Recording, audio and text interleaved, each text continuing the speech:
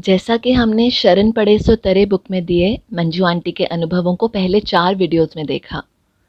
उनका जीवन भगवान के प्रति अटूट विश्वास, गहन श्रद्धा और निष्काम भक्ति का अद्भुत उदाहरण है।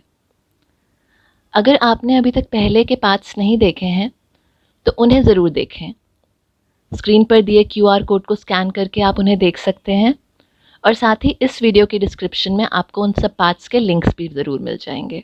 अब आइए इस प्रेरणादायक यात्रा को आगे बढ़ाते हैं और जानते हैं कि मंजू आंटी के जीवन तथा उनकी भक्ति की वे कौन सी अनमोल विशेषताएं थीं, जिन्होंने उनके व्यक्तित्व को इतना उज्जवल बनाया और जो आज भी हम सभी के लिए प्रेरणा का स्रोत हैं। मंजू आंटी खुद को हमेशा एक कांच के टुकड़े की तरह मानती थी, जिसका कोई मोल नहीं था। उनका कहना था कि भैयाजी रूपी सुनार ने उन्हें अपने साथ जोड़कर कुंदन हार बना दिया। इसी निमाणेपन और वफादारी के कारण वो भैयाजी की सबसे विश्वसनीय राजदार साथी बनी। उनका संपूर्ण जीवन गुरु के प्रति अटूट निष्ठा और निस्वार्थ सेवा का एक अनुपम उदाहरण था। अक्सर कहती थी, वाणी तो मैं घर जाकर भी सुन सकती हूँ। सत्संग में आए लोगों को कोई असुविधा नहीं होनी चाहिए। अगर कोई छोटा बच्चा सत्संग में आता तो उसे खुद संभाल लेती थी, ताकि उसकी माँ बिना किसी रुकावट के भैयाजी की वाणी का आनंद ले सके। उनका एकमात्र उद्देश्य ही यही था कि हर कोई इस ईश्वरीय कृपा से लाभ उठाए। इतना आदर सम्मान मिलने के बाद भी उनमें कभी अहंकार नहीं आया। भैयाजी के साथ रहने के बावजूद वो हमेशा एक छोटे बच्चे की तरह सरल और निर्मल स्वभाव की बनी रही। शुरुआती दौर में सत्संग के लिए कोई स्थायी जगह नहीं थी, तब बाहर से आने वाली प्रेमियों के ठहरने और खाने पीने की व्यवस्था वो खुद करती थी। अपना घर और बच्चे छोटे होने के बावजूद 10-10 सेवादारों को अपने घर ले जाती आंटी और पूरी निष्ठा से उनकी सेवा करती। वे लोगों के मन की शंकाओं को भी बहुत प्रेम से दूर करती थी, ताकि वो सत्संग से जुड़े रहें। साथ ही सत्संग की युवा लड़कियों के लिए भी वो एक माँ की तरह थी। किसी की तबीयत खराब हो या हॉस्पिटल जाना हो, हर जिम्मेदारी के लिए मंजू आंटी हमेशा तैयार रहती थी। उनकी इस सतर्कता की वजह से भैया जी भी लड़कियों की सेफ्टी को लेकर बहुत निश्चिंत रहते थे। मंजू आंटी एक ऐसी पगडंडी थी जिनका लक्ष्य सबको भगवान से मिलाना और सत्संग से जोड़ना था। उनके मन में भैया जी के प्रति कभी गुरु का भाव होता तो कभी माँ जैसा वात्सल्य। गुरु भाव की वजह से वो हमेशा ज़मीन से जुड़ी रहीं और वात्सल्य भाव के कारण साए की तरह साथ रहकर सत्संग की मर्यादा का ध्यान रखा।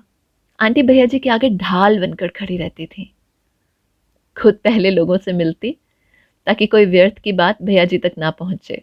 सत्संग की व्यवस्था से लेकर स्टेज के मुआयने तक हर जिम्मेदारी आंटी पूरी तत्परता से निभाती थी। वो सबको बहुत प्रेम और अपनेपन से गाइड करती थी, ताकि किसी का मन ना टूटे और सत्संग की गरिमा भी बनी रहे। उनकी कोशिश रहती थी कि हर कोई भैया जी से आशीर्वाद लेकर ही जाए। सत्संग से जुड़ने के बाद उन्होंने कभी पीछे मुड़कर नहीं देखा। अपने शरीर के सुख दुख की चिंता भी छोड़ दी। आंटी सेवा में इतनी मग्न रहती थी कि अपना खाना पीना भी भूल जाती थी। भैया जी भी इसीलिए उन्हें कहीं भी भेजने से पहले उनके खाने का ज़रूर पूछते थे। एक बार ठंड में ऑटो से आने के कारण उन्हें निमोनिया हो गया और तबीयत बिगड़ती चली गई। इस हालत में भी उन्होंने ऑनलाइन सत्संग सुनना नहीं छोड़ा। त्योहारों पर भी आती थीं और फ़ोन पर सबको सत्संग जाने के लिए प्रेरित करती रहती थी। कहती थी कि शरीर का भरोसा नहीं है, इसलिए सत्संग का साथ कभी मत छोड़ना। बाद में भी कितने लोगों ने कहा कि हम तो सत्संग से जुड़े ही मंजू आंटी की वजह से हैं। सब हैरान होते थे कि आंटी बीमार होने के बावजूद भी सबसे इतनी मेहनत कर पाई। कभी उनका मूड ऑफ नहीं देखा, कभी गुस्से में नहीं देखा। हर समय चेहरे पर एक मुस्कुराहट होती थी। इतना बीमार होने के बावजूद कभी शिकायत नहीं की कि मैंने सारा जीवन भगवान को दिया और भगवान ने मेरे साथ क्या किया। अंतिम समय में जब वो हॉस्पिटल में थी, तब भी उनकी आंखों में सिर्फ भैया जी का इंतज़ार था। उस समय उनके बच्चे भी हैरान थे कि वो पास होकर भी दूर थे और भैया जी दूर होकर भी उनकी सांसों में बसे थे। सबने भैया जी को फ़ोन किया कि आप आ जाइए। भैया जी दिल्ली से बाहर थे, वहाँ से जल्दी से हॉस्पिटल के लिए निकले। जैसे ही भैया जी हॉस्पिटल पहुँचे और मंजू आंटी ने उनके दर्शन किए, उन्होंने अपनी आंखें मूंद लीं। 2 दिन बाद हॉस्पिटल वालों ने डिक्लेयर कर दिया कि नहीं है। जब तक जीवन था, आनंद सागर के चक्कर लगाती रही और उनकी अंतिम विदाई की बड़ी सुंदर यात्रा भी वहीं से हुई। अंतिम विदाई के लिए भैया जी ने फूलों से गाड़ी सजवाई और वहाँ शमशान घाट में वेदी भी फूलों से सजी। हॉस्पिटल से आनंद सागर आने पर धीरे धीरे मंजू आंटी का चेहरा नूरों नूर हो गया। हरिओम नमो नारायण की धुनी चलती रही, भजन चलते रहे और आंटी के हाथ पैर मुंह सब लालो लाल हो गए।